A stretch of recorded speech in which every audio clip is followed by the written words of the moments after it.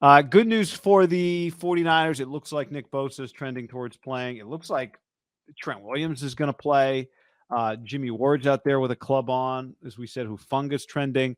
Jason Verrett, when Kyle Shanahan went through the injuries on Wednesday, somebody said, what about Verrett? And Shanahan's response was, well, because, Shanahan starts by listing all the hurt guys. Didn't mention Verrett. Someone's like, well, what about Verrett? He's like, well, I didn't say his name, so good to go. What that means exactly, I don't know. We'll see. But the good news for the 49ers is they are healthier than they were going into last week. As we saw last week, things happen during games. But good news. I mean, this is when Trent Williams went out, this was the game you circled. Can he be back by this game? You know the problem, and you really felt it in Atlanta? When you're missing about 10 good players, you're just naturally could at any moment in an NFL game get a couple injuries, and then all of a sudden you're down even more starters, right? And that's what happened in Atlanta. Like they were already so behind the eight ball. So the moment someone falls on, McGlinchey's leg and Hufunga gets cracked in the head, it's like, damn, we were already missing guys, and now we're missing McGlinchey and Hufunga, which, I think it's fair to say McGlinchey's injury is kind of serious. Like he hasn't practiced. He hasn't been around. Like that could be multiple weeks, but the bye's right around the corner. I would say on the positive, Trent Williams and Nick Bosa are your two best players. Pound for pound, your best players on your team. Trent Williams is the best overall player on their offense, despite having Deebo Samuel. And clearly Nick Bosa is probably just, even Trent said, like, the guy's one of the best players in the league. I mean, he was saying that during training camp. So that's always huge. One thing that's pretty concerning, and I know they just waved the white flag on Kinlaw, which is probably easier to do given just his long history and they just know.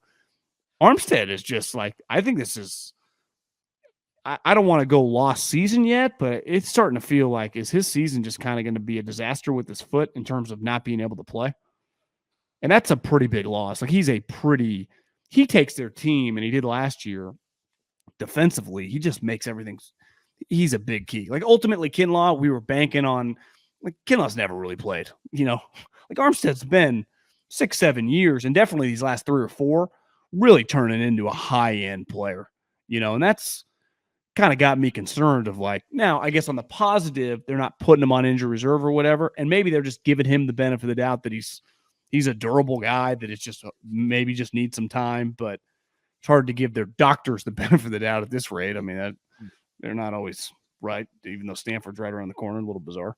I think the Armstead thing, when you go back a couple of weeks, remember they thought maybe he'd be able to go in a game, but that it wasn't better a couple days later.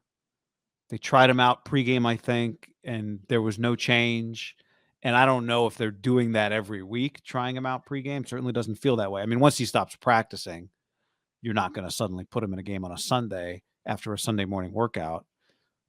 But it's, plantar fasciitis to me has always been one of the more, and I put groins in this category too. So it's good to see Bosa back, and not everything has the same degree of injury, but I'd say plantar fasciitis has always felt to me to be one of the more unpredictable kind of long-term, or at least drawn out kind of injuries. I wonder if they had won and were 4-2, if they would push Bosa for this game. Yeah, or at least if it wasn't the Chiefs, maybe.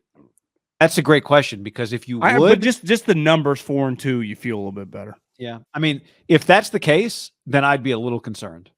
If it's not Bosa's just back because he's ready to go, if it's Bosa's back because we kind of need him. Now, maybe last week was Bosa's not back yet, and part of it is we're playing on turf. But if it's Bosa's back because we need him, that's it's weird. I mean, that's kind of the nature of football. If a guy goes, I'm healthy enough to go, or I'm close enough, you usually just go in football. Yes, but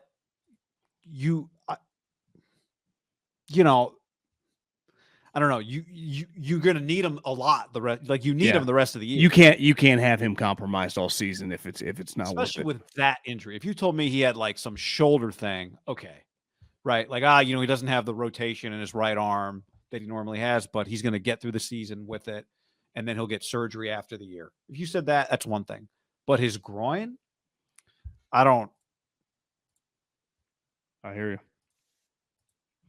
I don't know. but he's playing. So, and Trent's playing. Like, that's a big deal to have those guys back. And Jimmy Ward out there with a club, Hufanga back. Like, Jason Verrett.